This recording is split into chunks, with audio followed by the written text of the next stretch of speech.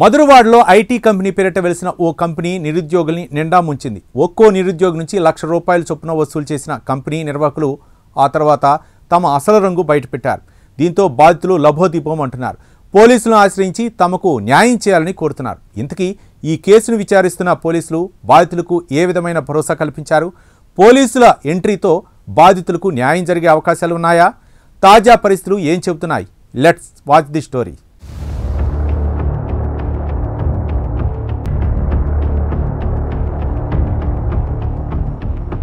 విశాఖలోని మధురవాడలో కొన్ని నెలల క్రితం వారాష్ టెక్నాలజీ పేరుతో కంపెనీ వెలిసింది. నిరుద్యోగులకు ఆహ్వానం పలికింది. నిరుద్యోగులకు ఉద్యోగ అవకాశాలు కల్పిస్తామంటూ ప్రకటనలు జారీ చేసింది. కంపెనీ ప్రకటనలకు ఆకర్షితులైన నిరుద్యోగులు కంపెనీలో ఉద్యోగాల కోసం ఎగబడ్డారు. నిరుద్యోగులకు మాయమాటలు చెప్పిన కంపెనీ ఉద్యోగులు వారి నుంచి డబ్బులు వసూలు చేశారు. ఒక్కొక్కరి నుంచి ₹1,00,000 వసూలు చేశారు. కొంతకాలం ట్రైనింగ్ ఉంటుందని, ఆ తర్వాత ఉద్యోగం గ్యారంటీ అంటూ నిరుద్యోగులను నమ్మబలికారు. కంపెనీ ప్రతినిధులు చెప్పిన మాటలను నమ్మిన నిరుద్యోగులు డబ్బులు కట్టారు. కంపెనీ ప్రతినిధులు చెప్పిన ప్రకారం మొదటి 3 నెలలు అందరికీ స్టైఫండ్ ఇచ్చారు. ఆ తర్వాత నుంచి ప్లేట్ ఫిరాయించారు. జీతాలు ఇవ్వాల్సిన సమయం వచ్చేసరికి తమ అసలు రంగు బయటపెట్టారు. దీంతో కంపెనీలో చేరిన వారంతా తాము మోసపోయామని గ్రహించారు. పోలీసులను ఆశ్రయించారు. నిరుద్యోగులకు శటగోపం పెట్టిన కంపెనీలపై కేసు పెట్టేందుకు పోలీసులు తటపటాయిస్తున్నట్టు తెలుస్తోంది.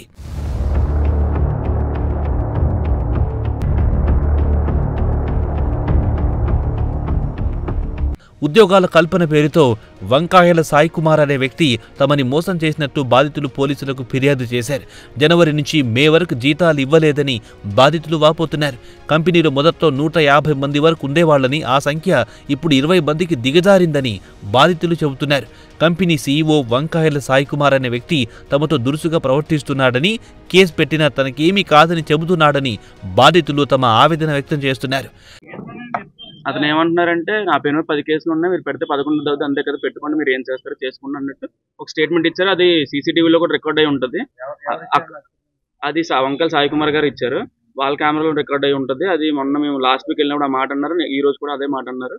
వెళ్ళి మీకు నచ్చింది చేసుకోండి అన్నారు. అందుకే మేము వచ్చి కంప్లైంట్ ఇవ్వడం జరిగింది.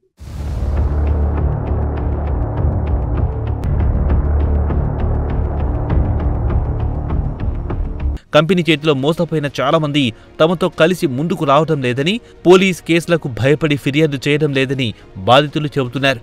కంపెనీ ఉండే ప్రదేశం కూడా మార్పు చేశారని, ప్రస్తుతం ఆ కంపెనీ కొమ్మాది ప్రాంతంలో ఉందని బాధితులు చెబుతున్నారు.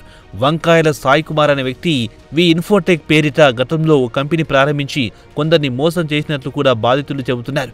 సాయికుమార్ అనే వ్యక్తి నేర చరిత్ర తెలియక తామంతా మోసపోయామని, పోలీసులను ఆశ్రయించిన తర్వాత తమకు న్యాయం జరుగుతుందనే నమ్మకం కలిగిందని బాధితులు చెబుతున్నారు. నా పేరు రాకేష్. మాది ఇక్కడే వైజాగ్ జిల్లా, వైజాగ్ డిస్ట్రిక్ట్. మేము 2024 ఆగస్టు 5వ తారీఖున వారుష్ టెక్నాలజీస్ అనే కంపెనీలో ₹1,00,000 కట్టి జాయిన్ అయ్యాం. అతను ఏంటంటే 3 నెలలు ట్రైనింగ్ ఇచ్చి మిగతా 3 నెలల తర్వాత ఫుల్ టైం ఎంప్లాయ్మెంట్ చేస్తాను, 1 ఇయర్ అష్యూరెన్స్ ఇచ్చారు. కానీ ఆ 3 నెలలు స్టైఫండ్ వేశారు. ఇప్పుడు వచ్చి శాలరీ వేయలేదు. 1 మంత్ వేశారు శాలరీ. ఆ తర్వాత అసలు జనవరి నెల నుండి మే నెల వరకు అసలు శాలరీ వేయలేదు. మే నెలకి మేము శాలరీ వేస్తాను వస్తామని చెప్పాము. ఇప్పుడు వచ్చి శాలరీ వేయలేదు. అక్కడ ఈ రోజు వేస్తాం రేపు వేస్తాం అని చెప్పేసి అలా చూపిస్తూనే ఉన్నారు. 7 months అయింది, ఒక్క శాలరీ కూడా పడలేదు.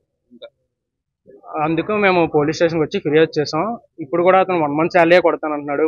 4 months శాలరీ నేను చెప్పట్లేదు కొడతాను. మిగతా అడుగుతుంటేనేమో మీకు నచ్చిన దగ్గర చెప్పుకోండి, నా మీద 10 కేసులు ఉన్నాయి, ఇంకో కేసు పెడితే 11 అవుతుంది, అంతే కదా, మీరు ఏం చేస్తారో చేసుకోండి అని చెప్తున్నారు. 4 months శాలరీ గురించి అడిగితే ఏ రెస్పాన్సిబిలిటీ, నేనైతే 1 month ఇస్తాను, మిగతా అయితే ఇవ్వదలుచుకోవట్లేదు అని చెప్తున్నారు. అదే దానికోసమే పోలీస్ స్టేషన్లో ఇన్ఫార్మ్ చేసాం. ఇంకా ఏమవుద్దో చూడాలి. మా ప్రాబ్లమ్ సాల్వ్ అవుతుంది. వంకాయల సాయికుమార్, వాళ్ళ నాన్నగారి పేరు మారుతి ప్రసాద్. వంకాయల మారుతి ప్రసాద్. ఇన్స్టాగ్రామ్ ద్వారా వాళ్ళు అప్రోచ్ అయ్యారు, ఇంటర్వ్యూ కండక్ట్ చేశారు. ఇంటర్వ్యూ చేసిన తర్వాత ఇలా కొంచెం మీరు పే చేయాల్సి ఉంటుంది ఈ కంపెనీ ద్వారా, మేము ఇంకా ఇన్సూరెన్స్ ఇస్తామని చెప్పారు. తర్వాత మేము కొన్ని లైవ్ ప్రాజెక్ట్స్ అని చూపించారు, ఇలా వర్క్ ఉంటుంది అని చెప్పి. అవన్నీ జెన్యూనే ఉన్నాయి. కాకపోతే అక్కడికి వెళ్ళిన తర్వాత కూడా తెలిసింది వర్క్ ఏమంతగా లేదు, పైగా అంత ఫేక్ అని తర్వాత వెళ్ళిన తర్వాత తెలిసింది.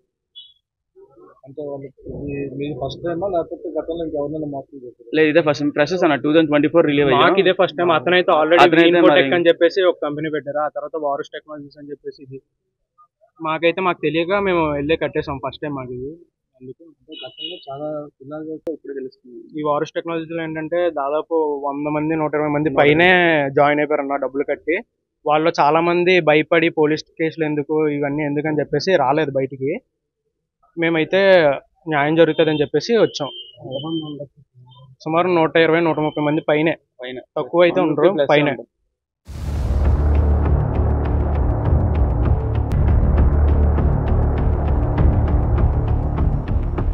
ప్రతాప్, రాకేష్, రవితేజ అనే ముగ్గురు యువకులు విసిగిపోకుండా పోరాటం చేస్తున్నారు. తమకు జరిగిన అన్యాయాన్ని పోలీసులకు వివరించారు. న్యాయం జరుగుతుందని ఆశిస్తున్నారు. వీరి ఆవేదనను అర్థం చేసుకుని పోలీస్ అధికారి కంపెనీ ప్రతినిధికి కాల్ చేసి మాట్లాడారు. జీతాలు చెల్లించి సమస్యను పరిష్కరించుకోవాలని సూచించారు. యువకులకు సకాలంలో న్యాయం చేయని పక్షంలో బాధితుల ఫిర్యాదు మేరకు కేసు పెట్టాల్సి వస్తోందని పోలీసు అధికారి ఫోన్ ద్వారా కంపెనీ ప్రతినిధికి తెలియజేశారు. యువకులకు జీతాలు చెల్లించని పక్షంలో చట్టపరమైన చర్యలు తీసుకోవాల్సి వస్తోందని పోలీస్ అధికారి స్పష్టం చేశారు. శాలరీస్ అందరికి క్లియర్ చేయాలమ్మని చెప్పానా లేదు మీకు? ఇప్పుడు వీళ్ళందరూ వచ్చి ఏం పేరమ్మా? రాకేష్, రవితేజ. ఇప్పుడు వీళ్ళందరూ ఆయన ఎవరో మధ్యవర్తి ఉంటే ఆయన చెప్పాలి కూడా నేను మాట్లాడేస్తాను. మీరు నైట్ ఏ టైం చేస్తాను ఆయన మాట ఇచ్చాను ఆయన చేస్తాను చెప్పాను సార్. తెల్లవారు ఆఫీస్కి వచ్చి ఒక విషయం కాల్ చేసి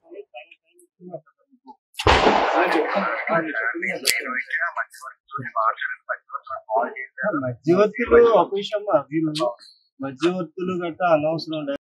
బాధ్యత యాజమాన్యంగా వాళ్ళు తీసుకెళ్తాం. ఎందుకంటే నేను నిన్న కూడా క్లియర్గా చెప్పాను, మీరు వాళ్ళందరికీ శాలరీస్ ఇస్తే చాలా సంతోషం.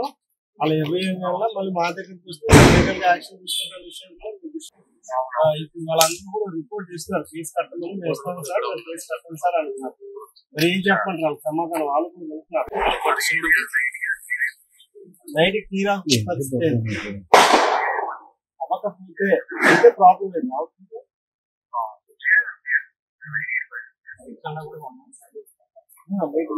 వాళ్ళకి ఎంత బ్యాలెన్స్ వాళ్ళ యొక్క డిమాండ్.